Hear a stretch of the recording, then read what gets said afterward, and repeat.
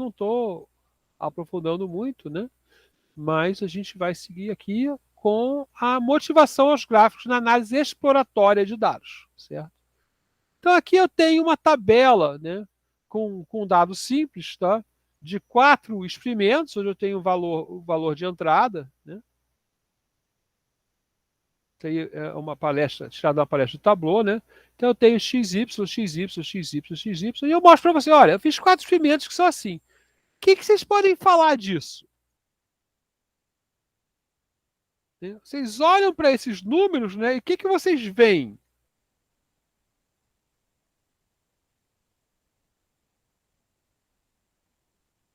É pra falar alguma coisa? Não Sim, é, o que vocês veem? Olha esses números, o que vocês veem aí? eu não vejo nada, só vejo número. Isso, exatamente. Então agora a gente, né? Eu mostro tabelas, ó, tabelas têm uma informação aí, né? Mas basicamente você não consegue ver nada, não consegue ver padrões, ok? Então, se eu mostrar em gráficos esses mesmos 4 experimentos, né? Vocês vão começar. Aliás, eu posso dar as estatísticas antes dos gráficos, né? Então você começa a ver alguma coisa. Eu falo, olha, eu vou mostrar para vocês o seguinte: eu vou botar agora a média, né? A mediana, né?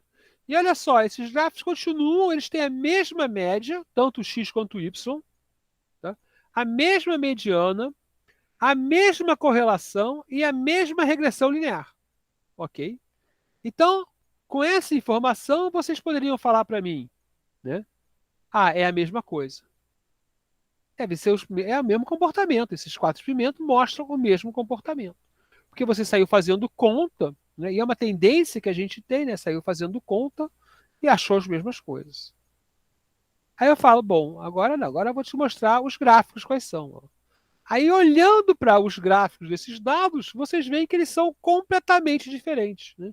Esses gráficos são conhecidos como quarteto de Ascombe, né? Para mostrar como é importante você olhar seus dados. Tá? Uma maneira de entender essa diferença, né? Na verdade, não tem, porque até o R2 é igual. Ó. Isso aqui é o resíduo, né? Quadrado, né? O erro médio quadrado, é o R2, né? É o mesmo. Né? Então, isso aqui mostra para a gente a importância de olhar os nossos dados. Porque se você olhar os dados aqui, você vai ver, ó, amiguinho, esse dado aqui, por exemplo, não vale nada, né? O que vale são esses aqui. Mostra que meu processo de Y é praticamente aleatório em relação a X, ok? Esse processo aqui eu vejo que é razoavelmente linear, mas esse aqui é bastante linear e esse aqui é um outlier. Né? E esse aqui não é nem linear. Né? Essa curva aqui, se eu for projetar ela, eu vou projetar, olha só, se eu botar 18 milhões aqui, eu vou ganhar 12 milhões de lucro. E, na verdade, provavelmente, se você botar 18 milhões, essa curva aqui está dizendo que você vai ganhar 4 milhões. Né? Essa aqui eu tenho certo desvio, né, padrão aqui, né, mas eu posso ter alguma previsão aqui, vou falar, ó, vai ficar, né, se eu botar aqui uma retinha aqui, né, eu vou falar, provavelmente, se eu botar 18 milhões, vou ficar aqui. Essa aqui, que tem a minha retinha bonitinha, que eu estou esperando chegar lá, como tem o outlier, ele desviou, né, eu só chegaria aqui. Né? E aqui, se eu botar 18 milhões, não tem nem como prever, porque é aleatório em função, né, pode ser que aqui seja aleatório nesse nível também, não tem. Né? Então, a gente não pode ficar sem olhar os gráficos. Tá? Isso é uma coisa super importante. Primeira coisa que você faz quando recebe lá, gera um gráfico, dá uma olhada, vê qual é a cara, para depois pensar se essas medidas, se essas coisas vão valer a pena. Ok? Então, por que visualizar? Porque não é uma preferência visual. Tá? Isso porque a gente fala, não, vou fazer o gráfico e as pessoas são mais visuais. Não, ela é uma necessidade para você entender o comportamento deles. É, Então, é a primeira medida da análise de dados, tá? É visualizar. Visualizar e escolher e trabalhar essa visualização para ela ser boa para você. Ok? A gente viu já alguns exemplos de visualização lá feitas, muito sofisticadas, feitas com o Tableau. Né? E é mais fácil também de mostrar. Né? Eu me lembro de uma vez que que eu estava num estágio, né, lá muitos anos atrás, né? Vou até trazer aqui, né? E o, o chefe lá pediu para fazer um gráfico, né? Ele tinha 5 pontos, né? Aí eu vou botar aqui. Aí ele queria dizer, ó, se gastar mais dinheiro em Y, a gente vai ter um retorno melhor. Aí ele pegou os 5 pontos deles, né? Sei lá, era assim. A gente passou uma reta, sei lá, ficou assim. Aí falou, então tira esse ponto, então tira esse ponto, então tira esse. Aí ficou assim. Ah, não, sei lá, ficou positivo. Ah, então agora eu provei. Mas, poxa, se tudo for outlier, né, você só tem 2 pontos, sempre passa uma reta, né? Então foi assim, não deu muito certo lá o trabalho do cara, não era previsível, na verdade, aparentemente, né? E a pessoa ficou tentando mexer no gráfico para atender a ela. Então, cuidado para não roubar, né, nos gráficos, né? Então, e a visualização, né, ela pode não ser dependente do gráfico só, né? Pode ser uma maneira de visualizar resultados numéricos, né? Então, por exemplo, eu uso muito essa técnica, tá? A gente usa muito essa técnica na análise de algoritmos, né? Eu boto esses números aí, ó, já dá para olhar, né? Já tem algum significado, né? A mesma coisa lá, né?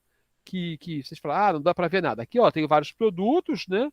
Quanto eles vendem, eu posso falar qual é o produto que vende mais, mas eu tenho que ficar procurando, né? Então, meu primeiro passo, né? Eu posso adicionar a cor, né? E falar, olha só, vou adicionar a cor aqui e vou mostrar, né?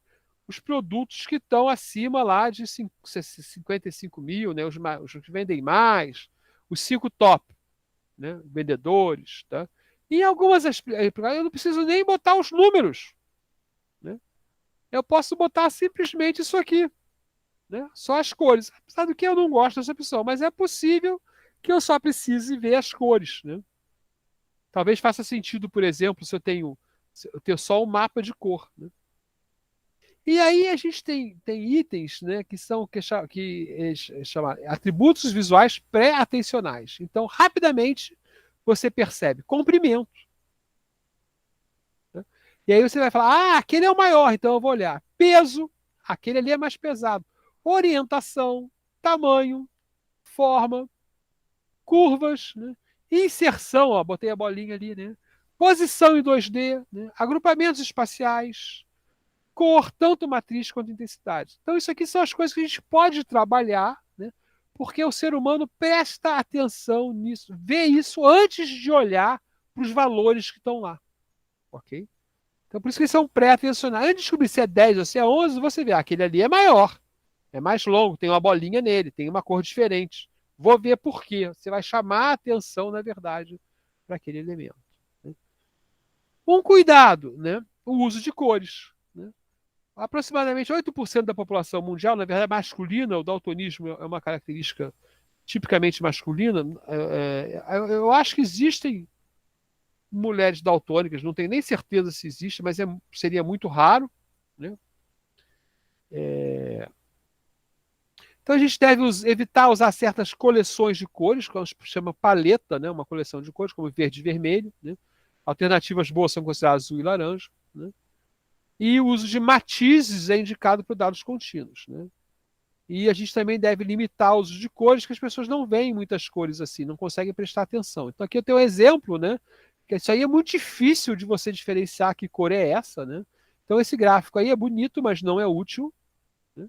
Já esse aqui, né, é o mesmo gráfico onde você colocou em bins, né, colocou em ordem, e você fala, quais são os países que têm crítico, alto, médio e baixo de custo de enviar alguma coisa, que é o custo de enviar alguma coisa, né, em função do lucro que você vai ter, né? A gente vê, olha só, os vermelhinhos estão ali, né, eu posso, os verdinhos estão ali e tal, tem essa distribuição. Na verdade, eu até olho para isso aí, né, e vejo uma reta aqui, talvez. Opa, eu não consegui desenhar aqui. Talvez haja uma reta aqui, né? Tem que pensar aqui como é que funciona bem, né? Então a gente tem algumas motivações aí para usar gráficos. Opa. E até dá para a gente continuar com esse assunto, né? e ver como é que a gente pode explorar, então, os nossos dados qualitativos. Então, na próxima aula a gente vai falar dos quantitativos. Aqui a gente pode falar, né? Opa, tem que fazer a famosa quebrinha, né, de gravação.